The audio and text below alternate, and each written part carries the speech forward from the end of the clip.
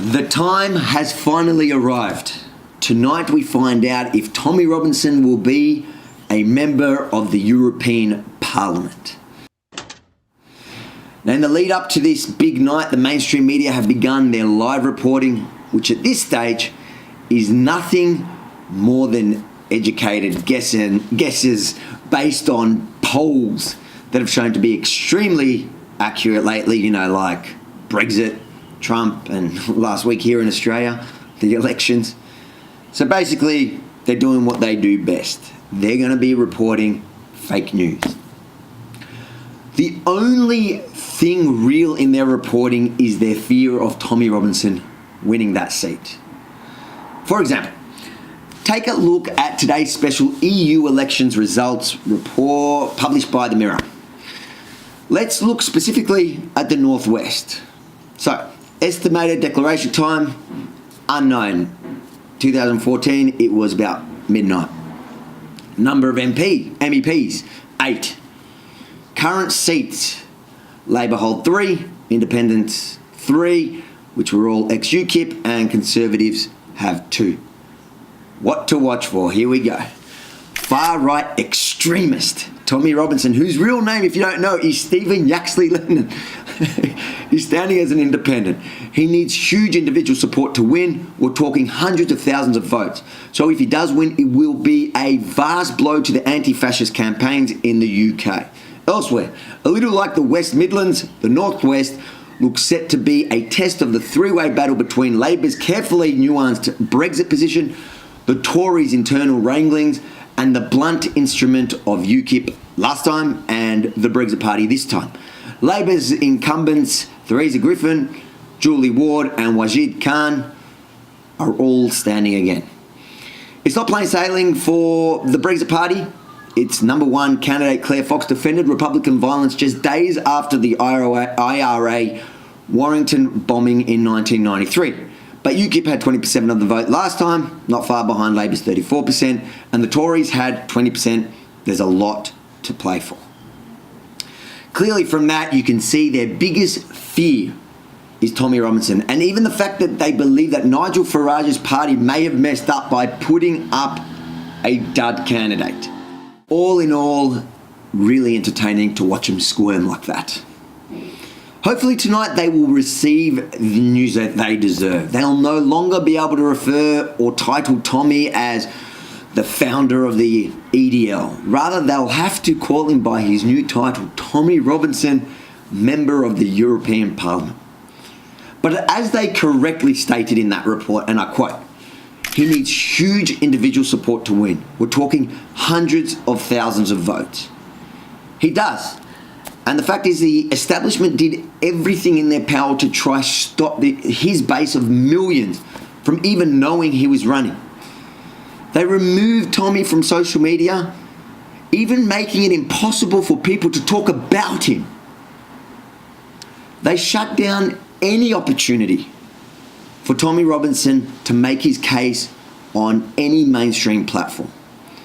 And they even went as far as having their local police forces march violent gangs to intimidate campaign rallies. They were hoping that people would stop coming out because they were scared. But it didn't work. And Tommy took all of it on the chin. He went out and campaigned day in and day out against all odds. But in the latest discovery that I'm about to share with you, originally published on tr.news, and I've put the link in the description below, so make sure to share it around. It shows how they've crossed a line into blatant criminal activity and is meddling with the outcome of these elections. And time will tell. Due to all the stumbling blocks that was placed in front of Tommy's way, he went old school.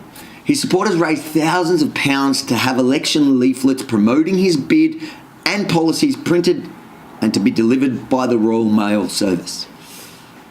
But there was a problem, and it was reported to Tommy's team and forwarded on to every single media outlet. No one has run the story, besides for tr.news and Politicalite, the only real news sites in the UK today.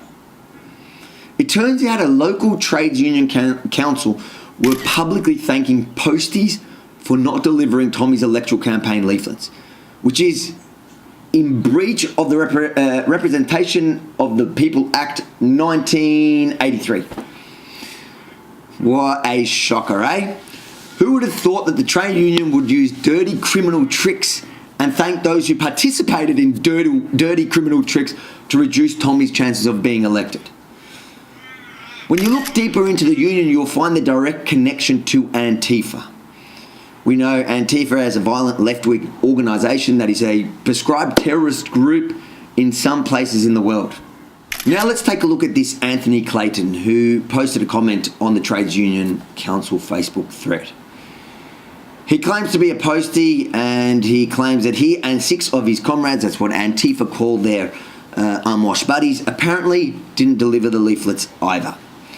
Now when we look at Anthony Clayton, we can see his profile links to the CWU, the Communication Workers Union, which is in fact UK based. The union states on its website that it is affiliated to the TUC, UNI, and that it has close links to members of Parliament. So could it be purely coincidental that someone affiliated to the Communication Workers Union won't deliver electoral campaign leaflets?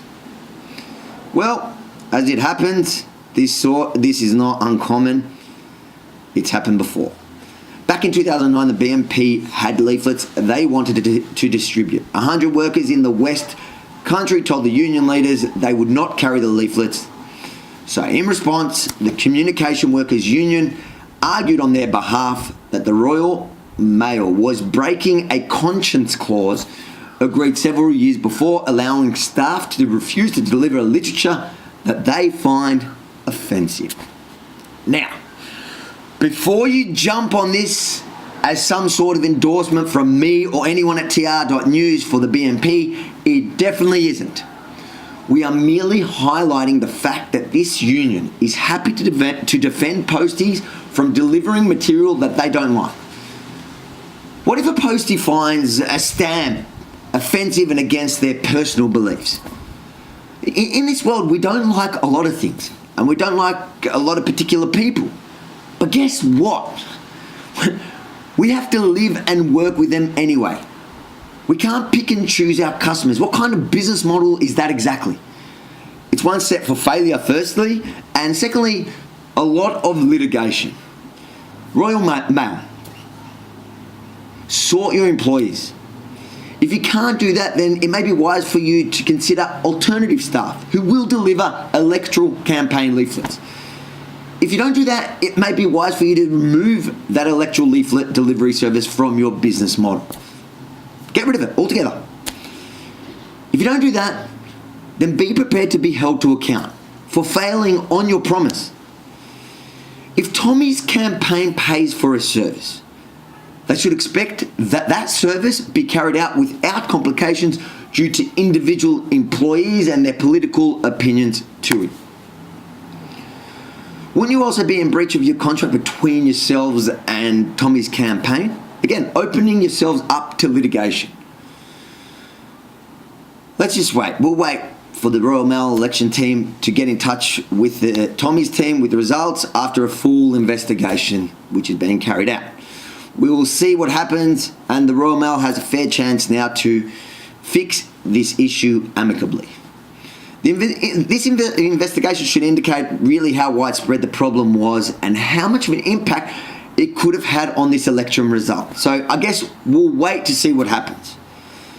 For now, all we can do is wait for tonight's results.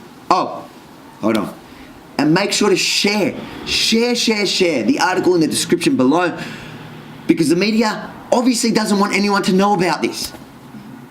And last of all, watch your space. Speak to you tonight.